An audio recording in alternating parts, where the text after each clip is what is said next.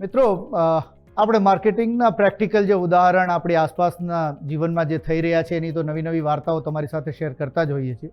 અમારો એક પ્રયત્ન છે કે મારા કલીગ્સ ડિમ્પલ અને નિશાંત દર અઠવાડિયે કોઈક એકેડેમિક જે કોન્સેપ્ટ છે માર્કેટિંગના એની પણ તમારી સાથે ચર્ચા કરે અને એનું પણ થોડું ઘણું એક્સપ્લેનેશન તમારી સાથે શેર કરે. તો આજે આપણે જાણીએ એમની બેઉ પાસેથી કે પ્રોડક્ટ માર્કેટિંગ અને એક હોય સર્વિસ માર્કેટિંગ.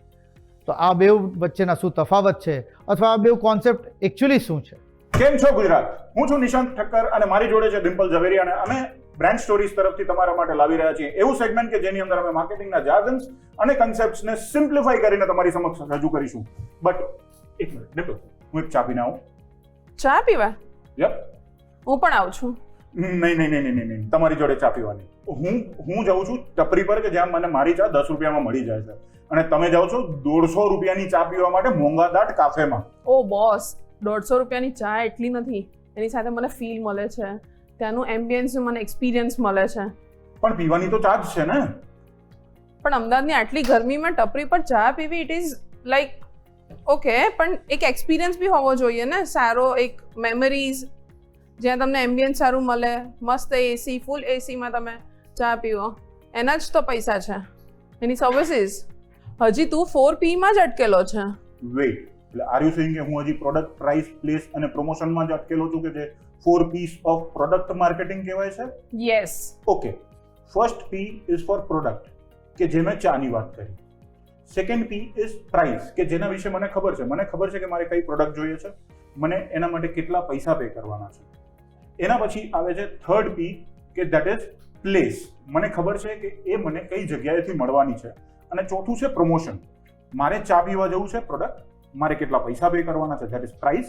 ત્રીજી વસ્તુ છે પ્લેસ કે જ્યાંથી મને ચા મળશે અને ચોથું છે એનું પ્રમોશન કે જે એને કરવાની જરૂર જ નથી, એ ટપરી લઈને બેઠો છે અને એની મસ્ત ચાની, તાજી ચાની બનતી સુગંધ જે છે એ મને એના તરફ આકર્ષિત કરી રહી છે, ધેટ ઇઝ પ્રમોશન. સો હા, પણ એની સાથે જો તમને અગર એમ્બિયન્સ મળે, અત્યારે જે ટ્રેન્ડ ચાલી રહ્યો છે શો ઓફ, એમ્બિયન્સ, લક્ઝરી, એ બધું મિસ આઉટ થઈ જશે. એમાં તમારે એડ કરવું પડશે સર્વિસીસના 7 P's.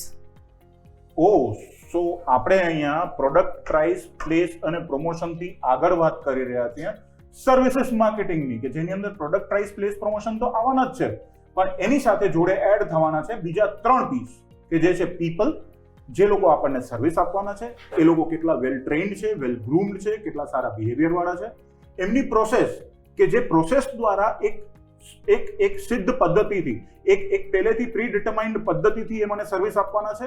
અને લાસ્ટ આવશે ફિઝિકલ એવિડન્સ કે જે એમના પ્રોડક્ટના પ્રેઝન્ટેશનની અંદર, ત્યાંના ઓમ્બિયન્સની અંદર અને ઓવરઓલ એક્સપિરિયન્સની અંદર મને મળશે. રાઈટ? એક્ઝેક્ટલી.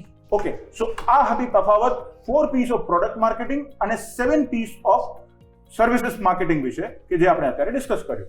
સો તમે પ્રોડક્ટ માર્કેટિંગ કરી રહ્યા છો કે service marketing? Do let us no.